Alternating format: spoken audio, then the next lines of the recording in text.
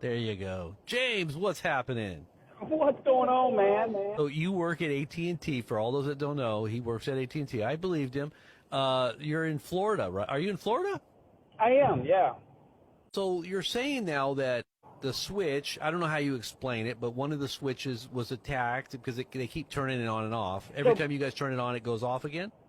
Yeah, so basically what happens is on our servers, we have ports that go to our noise for the towers. And at any, you could shut that stuff down. It's almost like a light switch, though that there's different things that go into it. But every time it happened, it just got shut right back off. And so the only thing that we didn't understand is they could shut everything off. So if this was a plant, like basically everybody in the room here, including myself, is waiting for this big thing to happen. We know it's coming any day now. But like my boss was saying, if they were going to shut it down, they could shut everything down. If they could do one, they could do them all. That's what I was thinking. So, but I do know about 3 weeks ago, I'm also part of the disaster plan recovery for the United States on the cell side of this. Wow. So I'm the one that brings up the towers when they go down. And, they have been outfitting all the COs of AT&T with satellite phone and internet at their houses and in their offices. We just had one done locally. And I was talking to the electrician, and he's just like, man, it's so strange because we're putting 60K generators on tap at these guys' houses for some reason. Well, we've deployed over 100 generators to the cell sites that have standalone cell generators. So there shouldn't be more than one paired. We have a stationary. If that goes down and needs maintenance or it needs recovered, then one comes in. No, they're doubling them up for some reason. And then the satellite connection, and then it just kind of comes together. It's like they know something big's about to happen. So when you say they're doing the satellites, they're giving that to the workers? Is that what they're doing? Just to No, to the leadership, to the big, not even just like my boss or my boss's boss, but to the CEO of AT&T, some of the VPs that are in the Florida, New York area, East Coast area. They're all getting outfitted with fiber that is going to have a direct connection to the satellite portion of the internet. So wow. There's only one reason why that happens. I mean, there's no other reason why that would happen other than they plan on something going down and there needs to be some type of communication happening, because there's no way that sat is going to provide for everybody. So there's no way they're going to bring that up and connect to a satellite. And so a portion of our network does stream through the SAT, but you have to pay for that, and it takes a different type of technology to where we're GSM, which is a global network. Verizon's a CDMA. T-Mobile's also a GSM network. And these networks, they all have one thing in common. They all need ground-based internet, and they all have a switch to some server.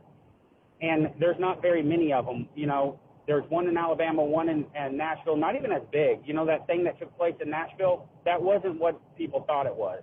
The servers, these are at what's at risk. And as far as credentials, man, I could send you all the credentials you need. I've been a part of AT&T for a very long time, and I used to be in the Georgia area.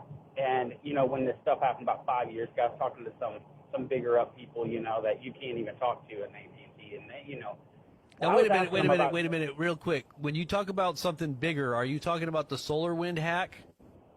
Yes. So, okay, that was big. That was under Trump, right? That big hack. That's correct. But the problem with that hack is there's so many back doors now, they don't know where they're all at. And that's why it's happening. They don't know where the back door's at, and all they can do is bring the coders out and try to flex on the firewall to stop it.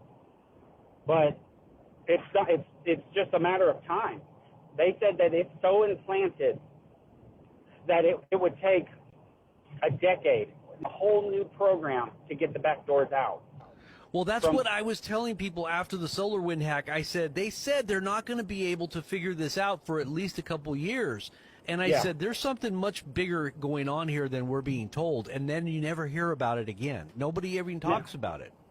Nope. But this is something that we deal with every day, so the cyber attacks have increased considerably. I can keep you guys posted. The attack on the infrastructure in America, it's already in place. They're literally, whenever they want to push that button, they've admitted to it. That the back doors are so buried that it's going to take so long to do it. They literally, 7 years from now, the way it was brought to me, they'll have access to shut anything they want down. And the worst part of it is it's public works. It's like our water system. Yes. The grid. Yep, it's the grid. Services. It's the grid, and that's what I kept telling everybody. This big SolarWind hack, people don't realize how deep of a hack that was. It went into government stuff. It went into our critical infrastructure, like you said, the water, the power. I mean, our dams, everything. I mean, they could literally shut things off at will. And I think they've been playing around with it just to see how they can do it, just to screw, at this any time they want. But I think that this might have been like a warning or something. Absolutely. You think about it. We just sent five ships over in the Red Sea.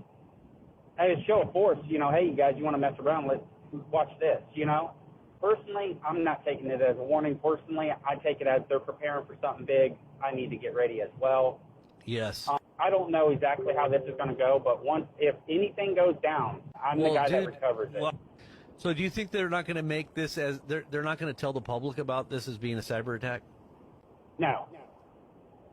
They couldn't afford it with how big this one was. I mean, think about it. If the biggest telecommunication company in the world, and AT&T is, can't protect their firewall no better than that, people ain't. I mean, their information flows to that. I mean, every transaction you do on the cellular network of AT&T goes through that cloud.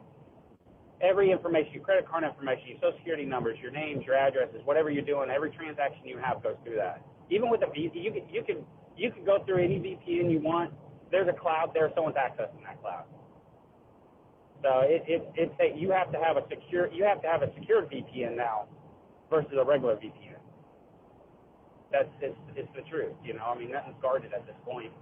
Let's just say that what we're talking about here gets out, and then everybody starts talking about it. Then it's going to be like, this could actually blow up into something huge. I want you to get in trouble or anything, but if they don't want people to know this and it gets out, then what?